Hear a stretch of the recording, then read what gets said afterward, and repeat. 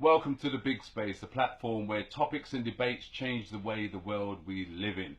And today, the topic I'm going to be talking about is a very important topic. It's disability, or in fact, the perception of disability. And over the last few months, my perception of disability has changed because I've met some amazing people who are not disabled, even though society claims they are disabled, and they are in fact some of the most able people I know. So one of those people here today, guest on my show, I'm amazed that he's here because he's so inspirational and he's changing people's lives every single day, is Nana Marfo. And so Nana, just to say thank you for coming on the show. And I know you've got so much wisdom to share, and so it excites me. Because I know that sometimes people with so-called disabilities find it hard to get that voice. They find it hard to find other people that can support them. And I know there are some challenges that people face with so-called disabilities. And so that's why I brought you here today, to kind of clear up some of those things, because I know you speak motivationally all the time. I'm always watching your videos, and I've always seen the threads where people are always interacting with you. And so that shows that your message is so powerful. So I'm going to leave it up to you just to talk about one or two of the challenges that people that think they're disabled have, and how they can possibly overcome them. Okay? Major challenge, which I think, I don't like to use the word disability, so I'll say unique ability, is getting out there and integrating with society.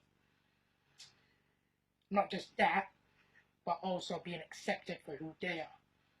Those are the two main barriers which I think people with unique abilities face. When I say those two barriers, example, my life going into mainstream school was difficult. They didn't see me as an individual, they saw my barrier. So it kind of straight away, I've got a block. That block comes in. I applied for many schools, not interested. And that breaks a person's confidence. Breaks a person's confidence to the point where they start thinking, am I in the right place? Should I have been born? Why me? And that plays on a person's mind. Why are they born? Why are they being born? Having a disability or having a barrier isn't the end and the beginning of a person's life. Absolutely. Rather, it's part of who they are.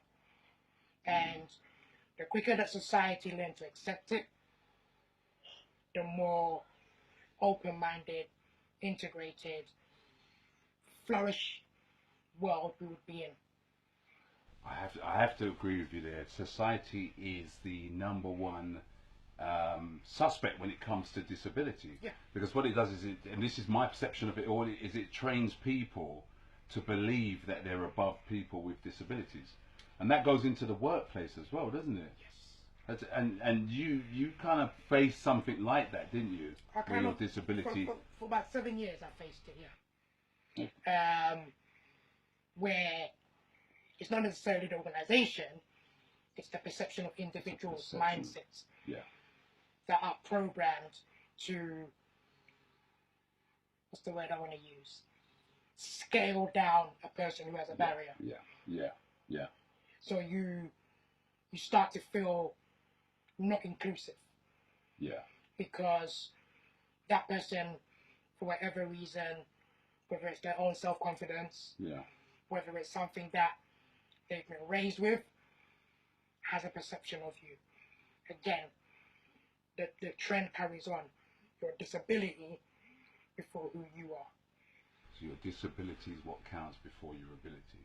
And that's kind of what you work towards changing, isn't it? And I've been watching your posts, and they're amazing, because you get so many followers who talk about how inspirational you are. So you're really an inspirational speaker. You're going to say you're not. He is. He's an inspirational speaker. True.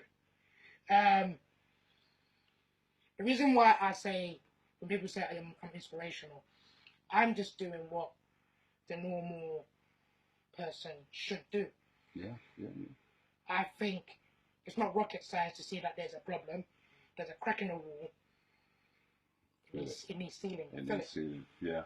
But instead, society is a thing where there's a crack in the wall. It'll get solved. Then it becomes a bigger crack.